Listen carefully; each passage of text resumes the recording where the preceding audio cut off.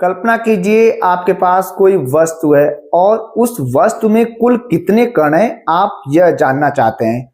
उस वस्तु को आप देख सकते हैं, महसूस कर सकते हैं, लेकिन उस वस्तु में कितना परमाणु है, कितना कण है या फिर कितना आयन है, यह जानना आपको असंभव सा लगता है। लेकिन इसकी भी गणना की जाती है और किसके द्वारा? तो मोल के द्वारा। अब मोल क्या है? भौतिक विज्ञान में जो कुल 7 भौतिक राशियां हैं और उन 7 भौतिक राशियों में एक भौतिक राशि है पदार्थ की मात्रा, और पदार्थ की मात्रा का जो मूल एसआई मात्रक है वो होता है मोल। अब मोल को नापा कैसे जाता है? जैसे हम किसी वस्तु को दर्जन में नापते हैं, एक दर्जन बराबर 12 वस्तुएं या फिर एक दर्जन बराबर 12 केले, ठीक उसी प्रकार मोल को संख्या के रूप में गिना जाता है। अब समय समय पर मोल की क्या परिभाषाएं दी गई, किस प्रकार एक मोल को परिभाषित किया, इसके बारे में हम इस वीडियो में जानेंगे और वर्तमान में एक मोल की क्या परिभाषा है उसको भी जानने का प्रयास करेंगे। एक मोल क्या है या फिर मोल मात्रक किसका है? तो ये भौतिक राशि पदार्थ की मात्रा का मात्रक है। आइए देखते हैं एक मोल को समय समय पर किस प्रकार परिभाषित किया गया। तो सबसे पहले एक मोल को 19वीं सदी के शुरुआत में परिभाषित किया गया और किस प्रकार परिभाषित किया गया, तो आइए इसको पढ़ते हैं। तो यह बताया गया कि एक मोल वह मात्रा है जिसमें किसी पदार्थ के उतने अणु होते हैं जितने 12 ग्राम कार्बन 12 में पाए जाते हैं।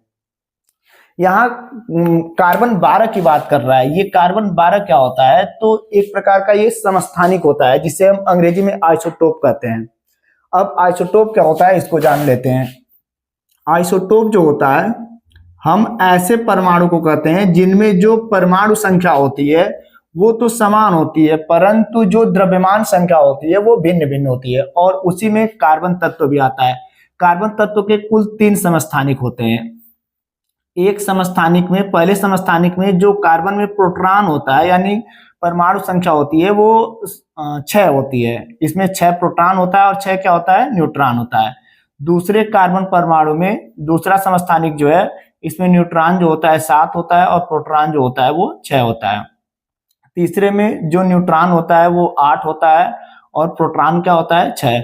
यानी हम आइसोटोप ऐसे तत्व को कहते हैं जिसमें जो परमाणु संख्या जो होगी वो समान होगी, परंतु द्रव्यमान संख्या क्या होगी? भिन्न भिन्न होगी। जैसे इसमें 12 द्रव्यमान संख्या है, इसमें कितना है? तो 13 द्रव्यमान संख्या है, और इसमें कितना है? तो 14 द्रव्यमान संख्या है। यानी किसी परमाणु में जब परमाणु क्रमांक क्या होता है? समान होता है, परंतु जो द्रव्यमान संख्या होती है वो भिन्न भिन्न होती है, तो इसी को हम कहते हैं आइसोटोप। और उसी आइसोटोप में जो कार्बन 12 आइसोटोप है, इसको क्यों लिया गया? तो ये ज्यादा स्थिर होता है। क्या होता है? ज्यादा स्थिर होता है। तो एक मोल सबसे पहले किसके द्वारा परिभाषित किया गया? तो कार्बन 12 के द्वारा, कार्बन 12 परमाणु द्वारा, और इस कार्बन 12 परमाणु के 12 ग्राम को एक मोल माना गया। और इस प्रकार 19वीं सदी के शुरुआत में एक मोल की पहली परिभाषा है। फिर इस परिभाषा को 1960 में एसआई द्वारा, जो इंटरनेशनल सिस्टम ऑफ यूनिट है, अंतरराष्ट्रीय प्रणाली है मूल मात्रकों से संबंधित, उसके द्वारा 1960 में पुनः इसे परिभाषित किया गया। अब क्या बताया गया, आइए इसको देखते हैं। 1960 की परिभाषा में थोड़ा सा चेंज किया गया। अब जो है परमाणुओं की संख्या के आधार पर बोला गया। एक मोल वह मात्रा है जिसमें 0.012 किलोग्राम या फिर कहें तो 12 ग्राम कार्बन 12 में जितने परमाणु होते हैं, ठीक उतने कण जो होते हैं एक मोल में होते हैं। इसके कहने का मतलब है कार्बन 12 में जितने परमाणुओं की संख्या होती है उतने कणों को हम क्या बोलते हैं? एक मोल बोलते हैं। पुनः 2019 में इस परिभाषा को बदल दिया गया या कहें तो मॉडिफाई कर दिया गया, और किसके द्वारा? तो एसआई द्वारा। और परिभाषा को बताया गया एवोगाद्रो संख्या के रूप में। क्या बताया गया? तो एक मोल वह मात्रा है जिसमें 6.0221407 गुणे 10 के घाते 23 कण होते हैं। और ये कण किस रूप में होते हैं? तो परमाणु के रूप में, अणु के रूप में, इलेक्ट्रॉन के रूप में। और इसी संख्या को हम बोलते हैं एवोगाद्रो संख्या, एवोगाद्रो संख्या, एवोगाद्रो संख्या। एवोगाद्रो संख्या क्या होती है? 6.0221407 गुणे 10 के घाते 23 होती है। एवोगाद्रो संख्या को एवोगाद्रो वैज्ञानिक के नाम पर बताया गया, और इनके द्वारा बताया गया कि समान ताप, दाब व आयतन पर भिन्न भिन्न गैसों की जो अणुओं की संख्या होगी वो समान होगी और इनके द्वारा ये नंबर दिया गया। अब इसी नंबर को क्या बोलते हैं, एवोगाद्रो संख्या।